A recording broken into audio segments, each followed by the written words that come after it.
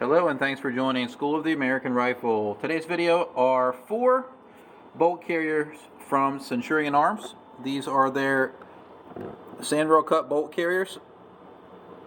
At this moment they're not offering a bolt, but they are working on one that has some enhancements. So what makes these special is the cuts in the bolt rails. So there's 4 rails on an AR-15 bolt carrier, and on these they make these reliefs here for fouling and debris that might make its way into the firearm, so it can displace it and move it out of the way. So I'll grab a regular bolt carrier and you can see the contrast. Continuous rail, sand cut rail.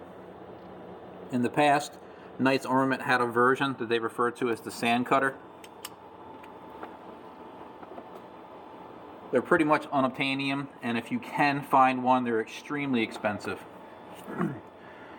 Normally with the bolt carriers that we do physicals or autopsies on, I source them from an anonymous source, so they can't be cherry picked. That being said, these 4 bolt carriers do come directly from Centurion Arms.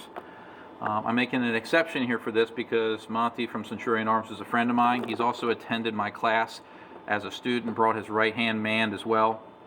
So I trust Monty that he didn't do anything special to this. He basically sent me 2 of his pre-samples, and then these 2 here are production models. I fired this one and tested it and cleaned it up. Has a little bit of wear on the carrier key, but I'm really excited about these bolt carriers. Number one, I love chrome.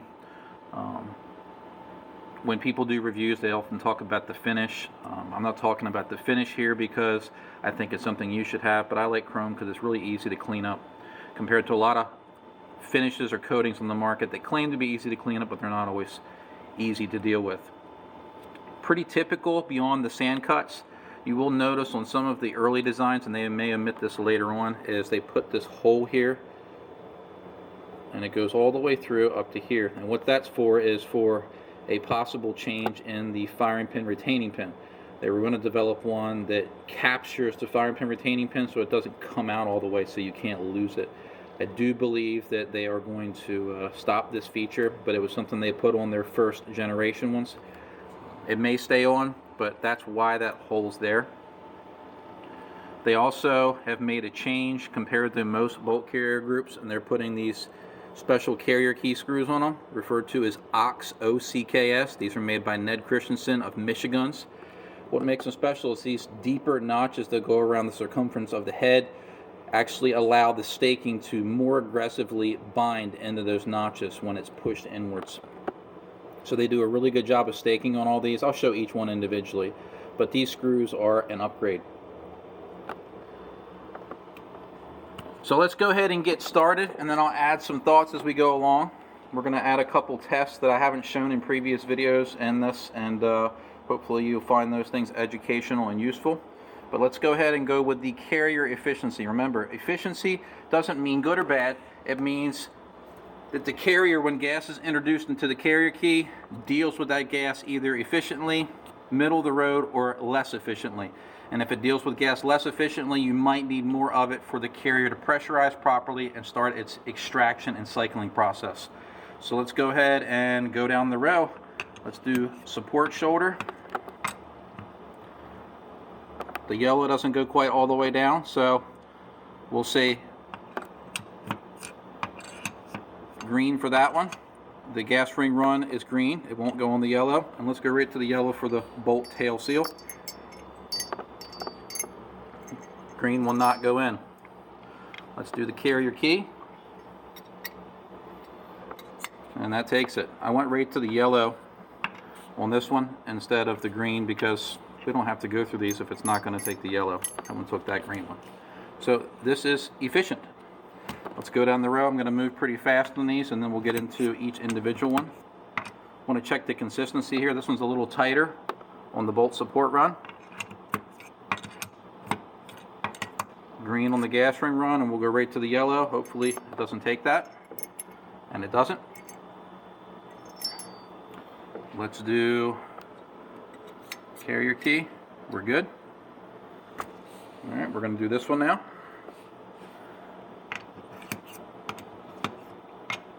This one also won't take it on the bolt support shoulder. Let's do the gas ring run. Gas ring run is green. And it won't take the yellow bolt tail.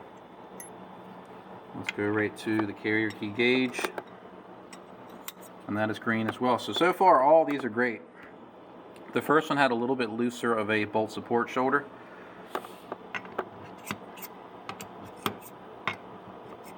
This one is on the yellow again.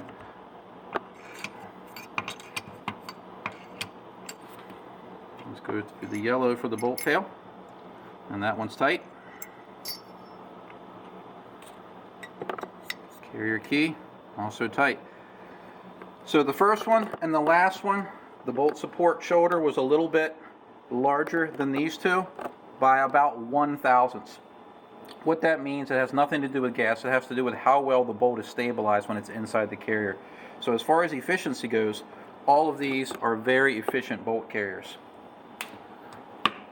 Now let's see if the carrier keys are straight. So what we're going to do is we're going to drop in this gauge.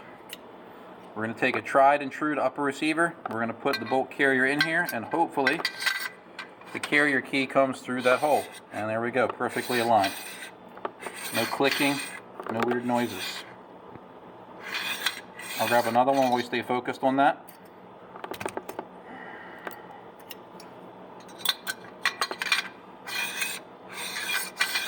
That one's straight as well. Grab another one. Would help if I didn't bang the carriers into this upper receiver. That one still goes through, but you can hear a little bit of binding. The actual test is going to be when you have your barrel mounted with your gas system, and your gas tube should clear this carrier key without any resistance.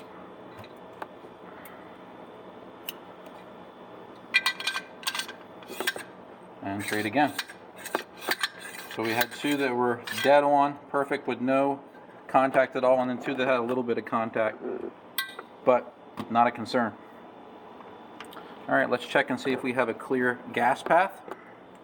Make sure there's nothing stuck up in there. Can we see that on the camera?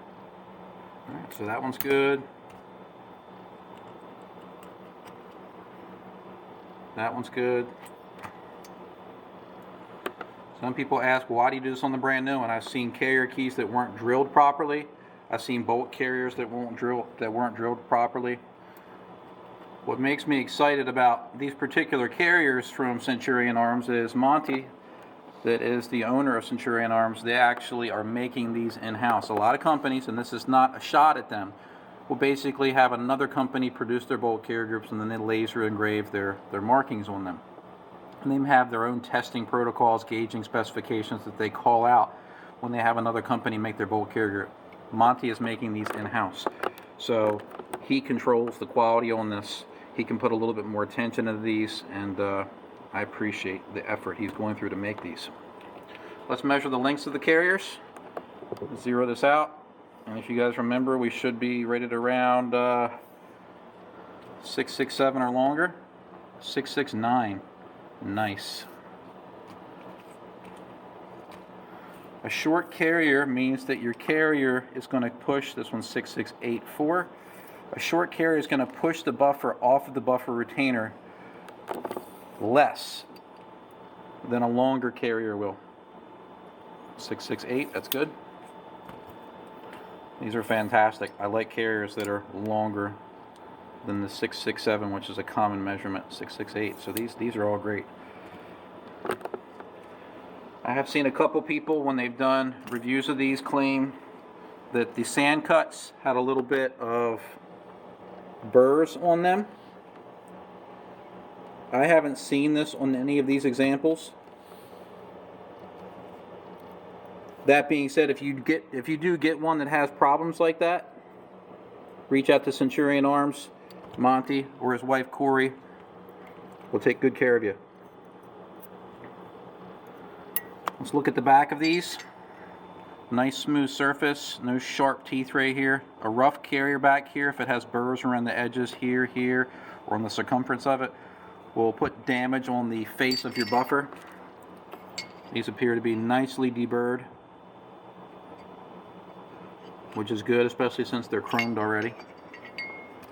Overall, the finish on these look good. Let's grab the bottoms and take a look. Well, looks like we have one here that wasn't drilled, so one of the examples that I have, they omitted the hole, see? So that looks like something they are going to remove from production, that hole there. But all these look really smooth. This area being smooth is somewhat important because your hammer has to cock against this surface right here. So if it's rough, it's going to cause unnecessary resistance. Some people will look inside of the tail of the carriers, and you can see it on these, and they'll see rough machining marks. The area inside here has no bearing on function of the gun whatsoever. So if you look inside your carrier tail and you see that it's rough here or in this area here, it matters not. What matters is your rails and the inside of your carrier where your gas rings and your bolt rides. We're going to check these out with the Borescope. So we've checked this, and this. Let's go ahead and do a reverse torque check. So let me find the right screw. That one, I believe.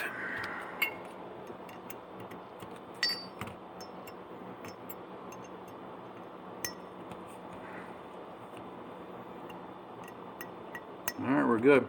Let's get brave. Let's go right up to 20. I do two separate tests and videos. I do 20 inch-pounds reverse and I do 30. Some people might not be aware of this, but inch-pound wrenches that can do a reverse will generally tell you the installed torque value at about half the power. So if you install a screw at 40 inch-pounds, you don't stake it, usually right above 20 inch-pounds they will spin loose. Just so you can understand why I use these wrenches like this. You don't want to go too high to look for the maximum settings because that can become a destructive test. We're just going to go bare minimum. We're looking for something that's broken or something that's vastly understaked or under torqued. So we're at 30. I'm not even going to go to the vise. I'm just going to pop these in here and see what we get. No movement. That's good. I'm hitting the camera. I apologize. These heads are pretty tight. That's good. Good. Good. We'll do these two. Good. Good. Always want to make sure you seat the bit all the way in, because if you do a test like this, it'll strip the head of that screw out. You don't want to do that. I know that because I've done it a time or two. Alright, so they pass our reverse torque check.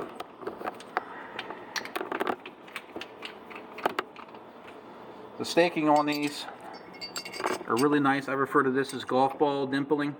Basically, it's a rounded type stake. I believe this displaces more metal into the screw. So I like these a lot.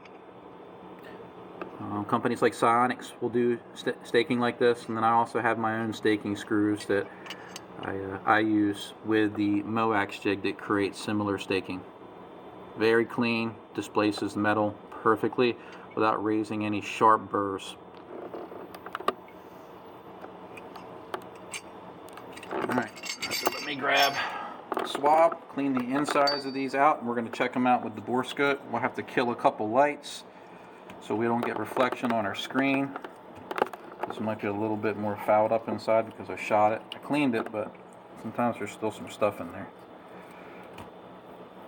Flawless operation on the test that I did on this one.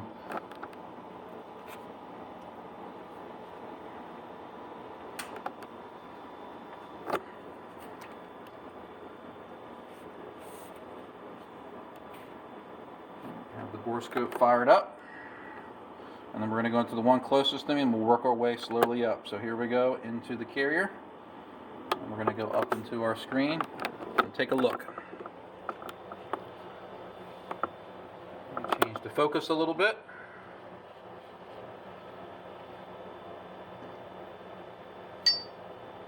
This is the bolt support shoulder run. Sometimes these will be a little bit less smooth than the run of the gas rings. This one looks about typical. You can see some marks in here. Sometimes the extractor will leave marks here. Let me lessen the light a little bit. There we go. We'll look at this real quick with the naked eye, but these are pretty typical. Let's go into the gas ring run. Alright, we're in the gas ring run now, and that's pretty darn smooth. Borescope will usually make just about everything look terrible, and that's pretty darn smooth. Let's go into the bolt tail run. There's our bolt tail run.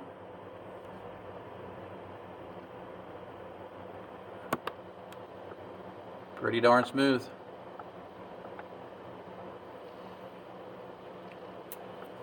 Let me take a look inside here real quick. Is that strobing on camera? No.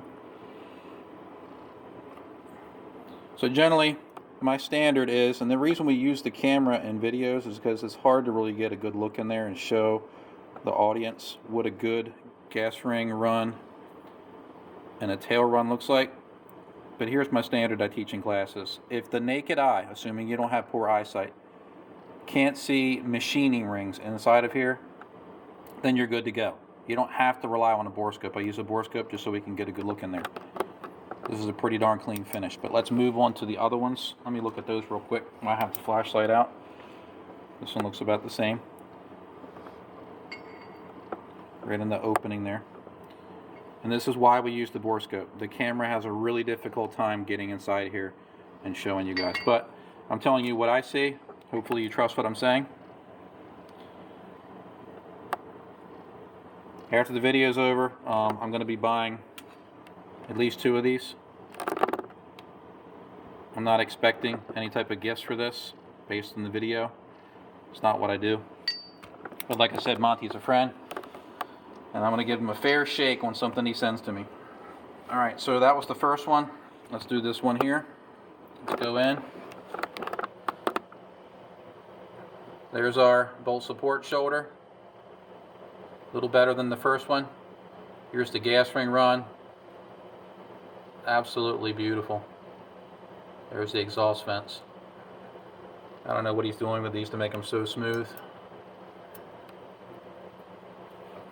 The gas ring run being smooth is the most important because that's where the gas rings ride back and forth. And there's our bolt support shoulder. Pretty darn good. Let's go to the next carrier. Here's our support run. This one's pretty darn smooth. This is one of the production models.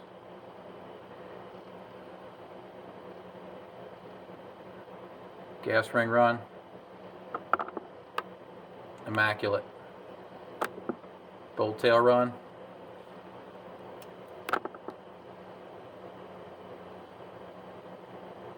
A little inconsistent there on the edge, but overall, that's nice. Alright, we're going to go to our last one.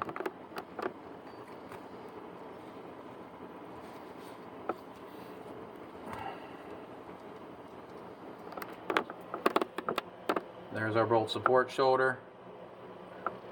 Really smooth on this one. Gas ring run, like a mirror. And let's go into our bolt support shoulder. And again, like a mirror.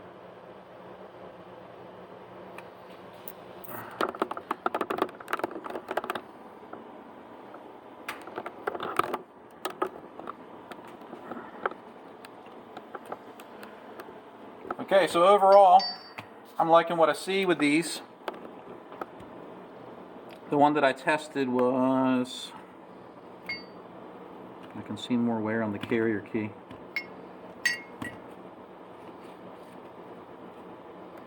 I believe it was this one right here. That's the one that I tested live fire. I used a Colt bolt in it. But let me share with you another test that I do in classes. So one thing that people don't always think about is these cuts right here. The width and the depth of them. So when your gun is assembled, your bolt carriers and your firearm, the magazine lips here ride up inside these grooves right here. And if these aren't cut to the right depth, or sometimes even the finish the company uses can cause the carrier to bind on the lips. Alright, so what can you do to test this? You can take the gun that you plan to build on. This is just one that I use in classes as a fixture. Put the bolt carrier in here. No bolt in the carrier. Alright, strip down. Put the carrier in here. Now this has a barrel extension installed on it, and the barrel nut hand tight, because we want the carrier to stop against that. So what you do is you take a gutted magazine. This is a gutted aluminum mag, or a gutted P-mag, and you put it into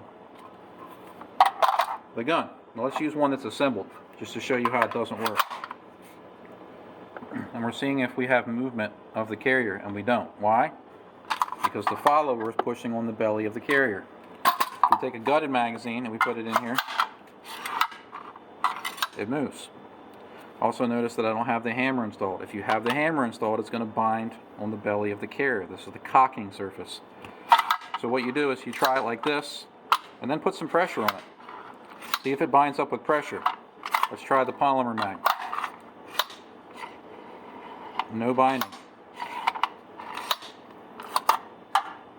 Polymer mags are more likely to bind. The materials here is usually thicker, and it's more likely to bind than these grooves. So this first one passes the test. Put that off to the side so it doesn't get mixed up.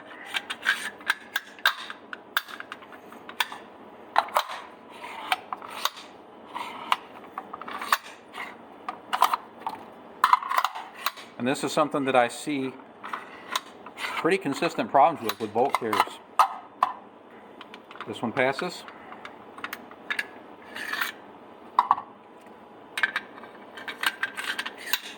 So why would you bother testing for this? A little bit of friction shouldn't cause any problems, right? Well, if you go prone with the gun, you put weight on this. The gun might work fine when you're shooting, when there's no force being applied to the magazine, but if you go prone or you shoot around something that's making contact with the magazine, it can cause a gun to have cycling problems. So you want to make sure that you understand whether the gun is compatible, specifically the bolt carrier, with the magazines you intend to use. And there's a lot of magazines that cause interference with the carrier on how it's cut. And this is what you're looking for here. You're looking for to make sure there's no interference before you even fire the gun. That's 3. All pass.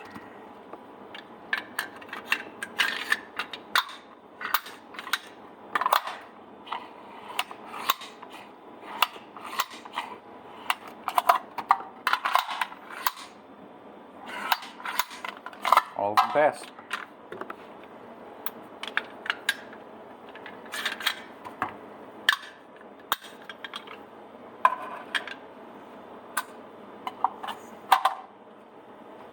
One, 2, 3, and 4. These are the Centurion arms, sandrail cut, bolt carrier groups. Going to be reaching out to Monty after this, letting him know that I made a video about them, and that these will be coming back. Hopefully he lets me keep a couple of them, and he'll let me know what I owe him. But these are going to be probably my new favorite bolt carrier group. I usually don't say that in videos, but I really like what I see with these. When Monty comes out with his new bolts, we'll add those as a video. But until then, great bolt carrier groups. As always, these are a sample of 4. I hope you found this video educational, and thanks for watching.